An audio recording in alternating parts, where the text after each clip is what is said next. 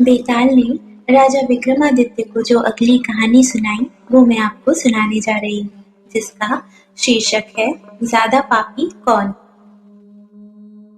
भोगवती नाम की एक नगरी थी। उसमें राजा रूपसेन नाम का राजा राज्य करता था। उसके पास चिंतामणि नाम का एक तोता था। एक दिन राजा ने उससे पूछा, हमारा विवाह किसके साथ होगा? तोते ने कहा, मगध देश के राजा की बेटी चंद्रावती के साथ होगा। राजा ने ज्योतिषी को बुलाकर पूछा तो उसने भी यही कहा। उधर मगध देश की राजकन्या के पास एक मैना थी। उसका नाम था मदन मंजरी। एक दिन राजकन्या ने उससे पूछा कि मेरा विवाह किसके साथ होगा, तो उसने कह दिया कि भोगवती नगर के राजा रूपसेन के साथ। इसके बाद दोनों का विवाह हो गया। रानी के साथ उसकी मैना भी आ गई। राजा रानी ने तोता मैना का ब्याह करके उन्हें एक पिंजरे में रख दिया। एक दिन की बात है कि तोता और मैना में बहस हो गई। मैना ने कहा, आदमी बड़ा पापी, दगाबाज और अधर्मी होता है। तोते ने कहा, स्त्री झूठी, लालची और हत्यारी होती है। दोनों का झगड़ा बढ़ गया तो राजा ने कहा, क्या बात है, तुम आपस में लड़ते क्यों हो? मैना ने कहा, महाराज, मर्द बड़े बुरे होते हैं। इसके बाद मैना ने एक कहानी सुनी। ईलापुर नगर में महाधन नाम का एक सेठ रहता था। विवाह के बहुत दिनों के बाद उसके घर एक लड़का पैदा हुआ। सेठ ने उसका बड़ी अच्छी तरह से लालन पालन किया, पर लड़का बड़ा होकर जुआ खेलने लगा।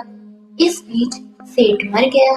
लड़के ने अपना सारा धन जुए में खो दिया। जब पास में कुछ न बचा तो वह नगर छोड़कर चंद्रपुरी नामक नगरी में जा पहुंचा। वहां हेमगुप्त नाम का साहूकार रहता था। उसके पास जाकर उसने अपने पिता का परिचय दिया और कहा कि मैं जहाज लेकर सौदागरी करने गया था। माल बेचा, धन कमाया, लेकिन लौटते समय में समुद्र में ऐसा तूफान आया कि जहाज डूब गया और मैं जैसे तैसे बचकर यहाँ आ गया। उस सेठ की एक लड़की थी, रत्नावती। सेठ को बड़ी खुशी हुई कि घर बैठे इतना अच्छा लड़का मिल गया। उसने उस लड़के को अपने घर में रख लिया और कुछ दिन बाद अपनी लड़की से उसका विवाह कर दिया। दोनों वहीं रहने लगे। अंत में एक दिन वहां से विदा हुए। सेठ ने बहुत सा धन दिया और एक दासी को उनके साथ भेज दिया। रास्ते में एक जंगल पड़ता था। वहां आकर लड़के ने स्त्री से कहा, यहाँ बहुत डर है, तुम अपने गहने उतार कर मेरी कमर में बांध दो। लड़की ने ऐसा ही किया। इसके बाद लड़के ने कहारों को धन देकर डोले को वापस कर दिया और दासी को मारकर कुएं में डाल दिया। फिर स्त्री को भी कुएं में पटक कर आगे बढ़ गया। स्त्री रोने लगी। एक मुसाफिर उधर से जा रहा था। जंगल में रोने की आवाज सुनकर वह वहां आया। उसने कुएं से निकालकर उसके घर पहुंचा दिया। स्त्री ने घर जाकर माँ बाप से कह दिया कि रास्ते में चोरों ने हमारे गहने छीन लिए और दासी को मारकर कुएं में ढकेल दिया। भाग गए। बाप ने उसे ढाढ़स बंधाई और कहा कि तू चिंता मत कर, तेरा स्वामी जीवित होगा और किसी दिन आ जाएगा। उधर वह लड़का जीवर लेकर शहर पहुंचा। उसे तो जुए की लत लगी थी। वह सारे गहने जुए में हार गया। उसकी बुरी हालत हुई। यह बहाना बनाकर कि उसका लड़का हुआ है, फिर अपने ससुराल चला गया। वहां पहुंचते ही सबसे पहले उसकी स्त्री मिली। वह बड़ी खुश हुई। उसने पति से कहा, आप कोई चिंता ना करें, मैंने यहाँ आकर दूसरी ही बात कही है। जो कहा था वह उसने बता दिया। सेठ अपनी जमाई से मिलकर बड़े प्रसन्न हुए और उन्होंने उसे बड़ी अच्छी तरह से घर में रखा। कुछ दिन बाद एक रोज जब वह लड़की गहने पहने सो रही थी, लड़के ने चुपचाप छुरी से उसे मार डाला और उसके गहने लेकर चंपत हो गया। मैना बोली, महाराज, यह सब मैंने अपनी आंखों से देखा है। ऐसा पापी होता है आदमी।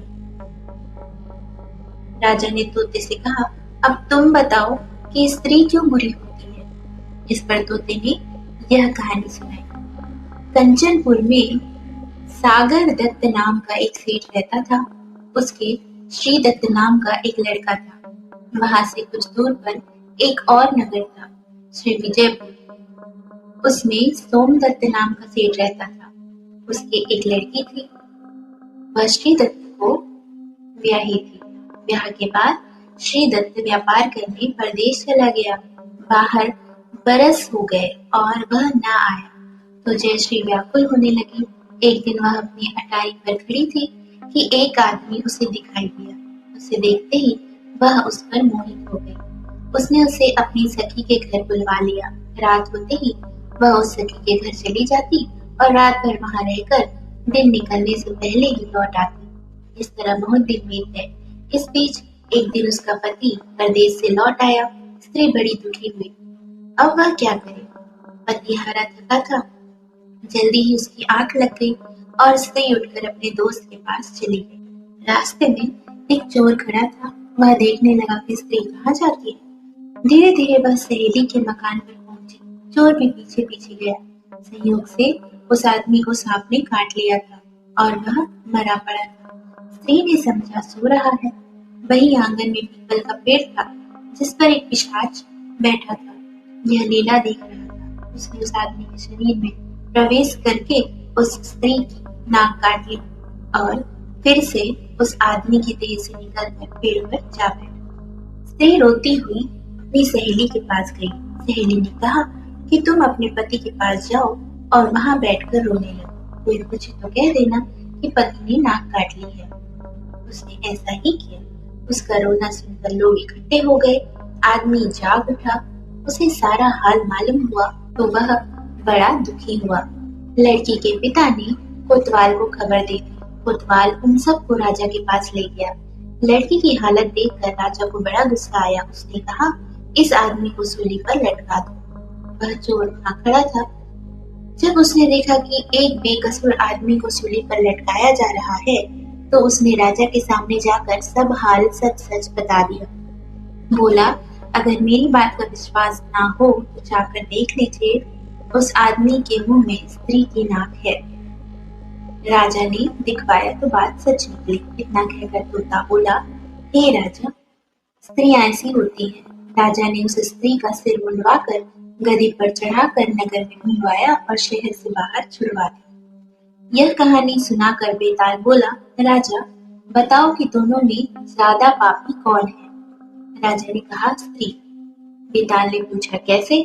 राजा ने कहा, मर्द कैसा ही दुष्ट हो उसे धर्म का थोड़ा बहुत विचार रहता ही है, स्त्री को नहीं रहता, इसलिए वह अधिक पापी है।